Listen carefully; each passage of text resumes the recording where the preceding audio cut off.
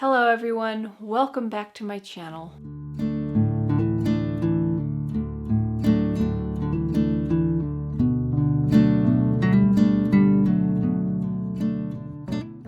It is a cold, snowy day today at our place. Today I'm going to bring you along on this wintry day and share with you our meals that we're having today.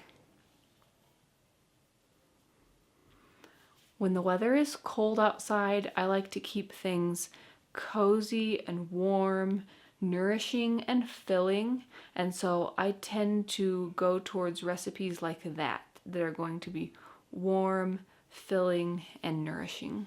This morning we are having one of our favorite breakfasts that we love all year round, but especially during the cold months, and that is our soaked oatmeal.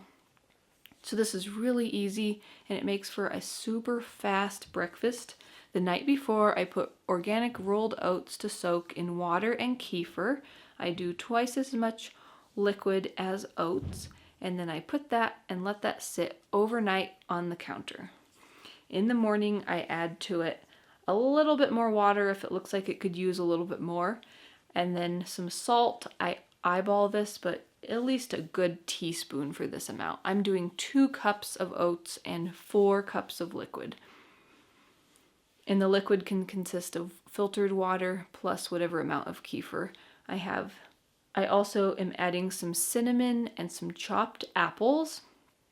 We like to change it up as far as what we add to make it taste good, or extra special, or a variety of flavors, or however you want to look at it. But today we're doing cinnamon apple. So I'm adding all of those things into those oats, bringing it up to a boil, stirring it. Once it has heated and it's starting to thicken and it's kind of coming to a boil, at that point I'll go ahead and add my sucanat. So I go ahead and just sprinkle that into the pot. I find it's a lot easier and just works a lot better to add it into the entire pot of oatmeal rather than sprinkling it on each individual bowl. So I'm adding that, and then I'm also adding some butter. I'm reducing the heat down to low and then just stirring to incorporate everything.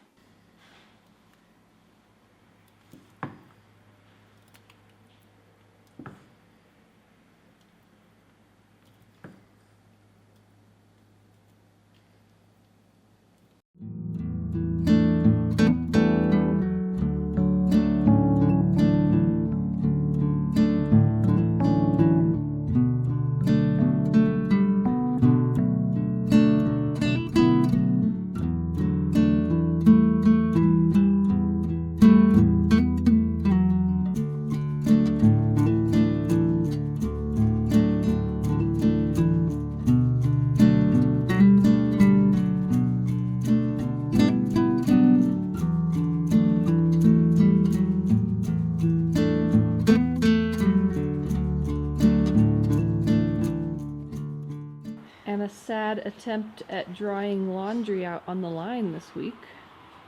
That didn't go as planned. For lunch today, I am reheating a recent dinner that we had, and this is a basic beef stew recipe. So I have beef shanks for the meat and made some really collagen-rich meat stock. And it also has some potatoes, sweet corn, peas, carrots, onion and garlic, so it's just really savory and hearty and filling and nice and warming for a cold, snowy day like this.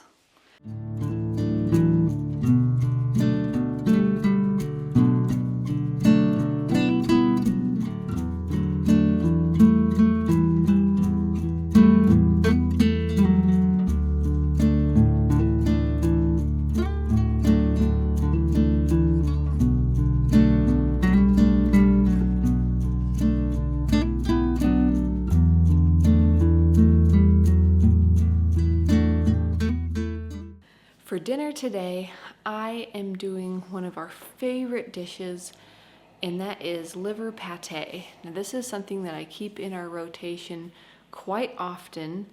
I go through times where I make it as often as once a week, and then sometimes I'll do it a little bit less frequently, but it is one thing that we do have on a regular basis, and I love it because it's so nutrient dense. It's a wonderful way to be getting in liver in a tasty way that the whole family really enjoys. It's really the most delicious way to eat liver that I know of. And I'm serious, my whole family enjoys it. All of my kids eat it and ask for it. It's really good. So this particular liver pate recipe is actually taken from Dr. Becky Plotner's cookbook, Gaps Stage by Stage with Recipes, and I'll have that book linked down in the description box if you're interested in that. But it goes together really quickly and easily, and it tastes amazing. So I have my butter that I'm melting in my cast iron pan. I have my onions. I'm putting 4 onions in there. I usually use white or yellow onions, but I am short on those. I just have 3, so one of them is a purple onion, and that'll work just fine. I'm also adding 5 cloves of garlic, and then on top of the cooking onions, I'm adding 1 pound of liver, and then on that, I'm adding a sprinkle of salt and pepper.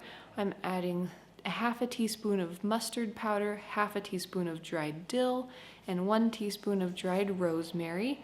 I'm also adding some mushrooms and a splash of lemon juice. And then I am adding a lid, turning the heat down a little bit lower, and then letting that cook for a while. Once it has cooked so that the liver is cooked, not overcooked, you still want it pink inside, not tough.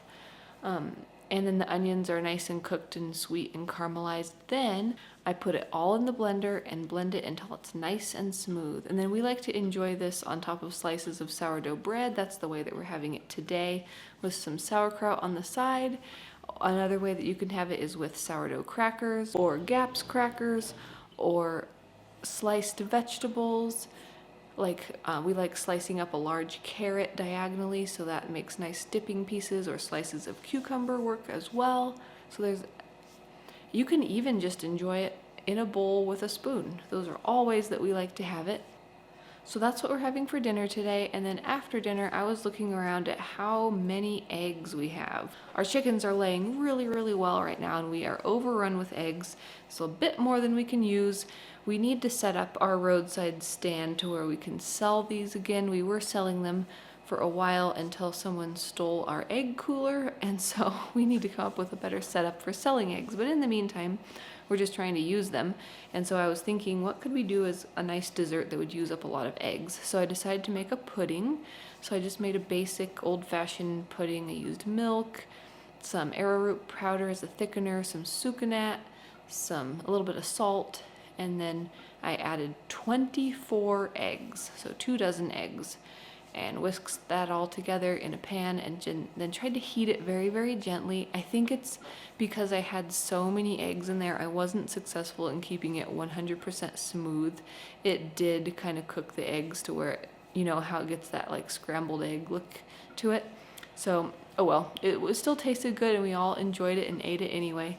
After I took it off the heat, then I added a few teaspoons of vanilla extract. But yeah, this recipe is always just lots and lots of mixing, stirring, trying to heat it gently so that those eggs cook gently to thicken it, and then without having it cook the eggs too much. But you win some, you lose some. Anyway, it still turned out tasty enough, and we did enjoy it, and it was a good way to use up a lot of eggs. So those were our meals for today on this cold, snowy day at our place. I hope that you enjoyed coming along and seeing what we had today for our meals, as well as kind of a look around this snowy day and some of the things that we were up to. And for anybody who might not know or who might be interested, I am a certified Gaps coach, and I do work one-on-one with clients in my coaching package, and there will be information for that down in the description box below in case you want to check that out. And if you enjoy these types of videos, please consider subscribing. I get out new videos every week on nourishing recipes and natural living. Thanks so much for watching. See you next time.